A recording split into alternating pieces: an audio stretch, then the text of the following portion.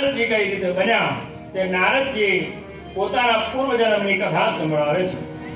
નારદજી કહે છે કે હું નીચ કુળમાં જન્મ્યો હતો. મારી માતા દાસી હતી.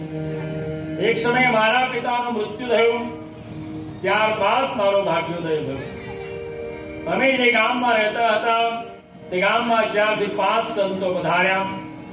તે સંતો ચાતુર્માસ કરવા માટે રોકાયા. સંતો નિત્ય સત્સંગ કરતા હતા. હું અને મારી માતા સંતોની સેવા કરવા જતા, સત્સંગ સાંભળતા, સેવા કરતા અને એમની આઠી પ્રસાદી ખાતા.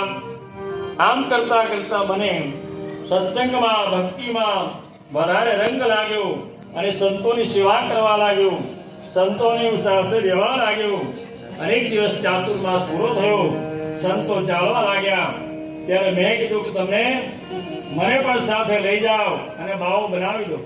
નારદજી આવું કહેવા લાગ્યા. ત્યારે સંતોએ કીધું સંન્યાસ લેતા પહેલા શક્ય હોય તો સુધી માતા પિતાની આજ્ઞા જરૂરી છે. માતા પિતા હયાત ના હોય તો વસ્તુ અલગ છે, કાં તો માતા પિતાને કહ્યા વગર કોઈ સંન્યાસ લઈ લે વસ્તુ અલગ છે. પરંતુ શાસ્ત્રના નિયમ પ્રમાણે સંન્યાસ લેતા પહેલા માતા પિતાની આજ્ઞા જરૂરી છે. સંતોએ નારદજીને કીધું કે એક કામ કરો, તમે તમારી માતાને પૂછીને આવો. જો એ કહે તો અમે તને બાવો બનાવી દઈએ, જોડે લઈ જઈએ, સંન્યાસી બનાવી દઈએ. નારદજી કહેવા લાગે કે તમે અહીંયા ઉભા રહો, હું માતાજીને પૂછીને આવું છું. નારદજી દોડતા ગયા, માતાને પૂછ્યું. માતાએ કીધું બેટા, મારે તો તારા લગ્ન કરાવવા છે. જો તું બાવો બની જાય તો પછી મારું સપનું અધૂરું રહી જાય. મારે તારા લગ્ન કરાવવા છે અને તારી ઘરવાળીને ઘરકામ સોંપી અને હું સીધું ભગવાનનું ભજન કરીશ. આવું કહેવા લાગ્યા. નારદજી દોડતા આવ્યા, સંતોને આવે કહ્યું કે મારી માતાની ઈચ્છા નથી. ત્યારે નારદજી સંતોએ કીધું ચિંતા ના કરીશ બેટા, ભક્તિ કરવા માટે ઘર છોડવું પડે એવું જરૂરી નથી. સંસારમાં રહીને પણ પરમાત્માની ભક્તિ થઈ શકે છે. માટે સંસારમાં રહીને તું ભક્તિ કર.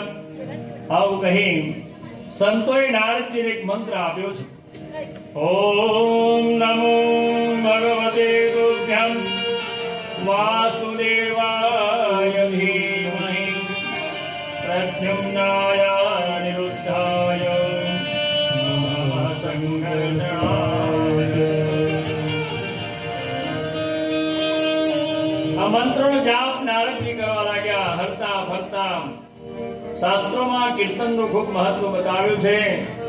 કીર્તનથી ભલભલા જીવ તરી ગયા છે.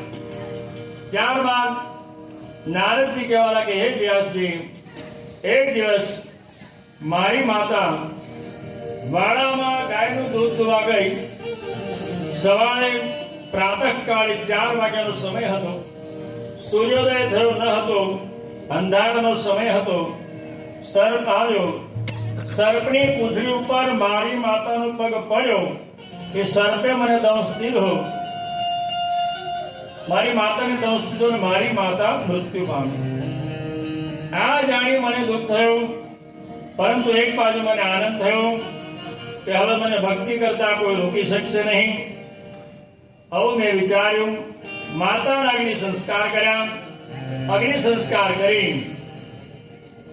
અને હું જંગલમાં સર્વસ્વનો ત્યાગ કરી જંગલમાં આવ્યો. એક પીપળાના વૃક્ષ નીચે બેઠો અને આ વાસુદેવ ગાયત્રી મંત્રનો જાપ કરવા લાગ્યો. ભક્તિ કરતા કરતા ઘણા વર્ષો વીતી ગયા. મારા હૃદયમાં સાક્ષાત આત્મ સાક્ષાત્કાર થવાનું મેં અનુભવ્યું. પરમાત્માના મને દર્શન થયા. પરંતુ આંખો ખોલીને જોયું તો શરીરની બહાર દર્શન ન થયા. એટલે મેં પૂછ્યું કે હે ભગવાન, મને શરીરની બહાર દર્શન કેમ નહીં? ભગવાનનો દિવ્ય અવાજ સંભળાયો, બેટા, હજી તારી ભક્તિ કાચી છે. તું વધારે ભક્તિ કર તો તને સાક્ષાત પ્રત્યક્ષ દેખાઈ દઈશ. આટલું કીધું તેથી હું વધારે ભક્તિમાં લીન થયો. મારું આયુષ્ય પૂર્ણ થયું અને બીજા જન્મમાં હું બ્રહ્માજીનો પુત્ર બન્યો. બ્રહ્માજી મારી આંગળી પકડી અને મને સીધા લઈ ગયા વૈકુંઠમાં.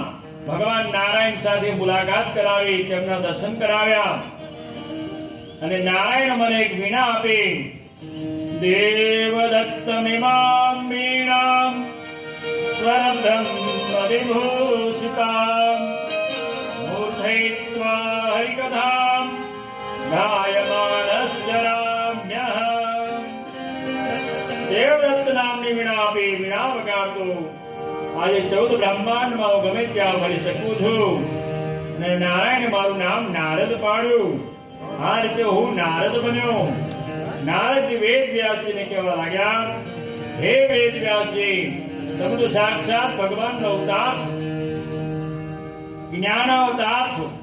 શા માટે વિલાપ કરો છો? લો, હું તમને ચતુશ્લોકી ભાગવત આપું છું.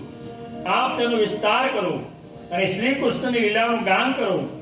આવું કહી નારદજીએ વેદ વ્યાસને ચતુશ્લોકી ભાગવત આપ્યું છે. અને વેદ વ્યાસજીએ ચતુશ્લોકી ભાગવતનો વિસ્તાર કર્યો. 18,000 શ્લોકો વાળું મહાન ભાગવતની ગ્રંથની રચના કરી. અને સમાધિમાં વેદ વ્યાસજી લાગી ગયા. ક્યારે નારદજી ત્યાંથી ગયા તેની પણ ખબર પડી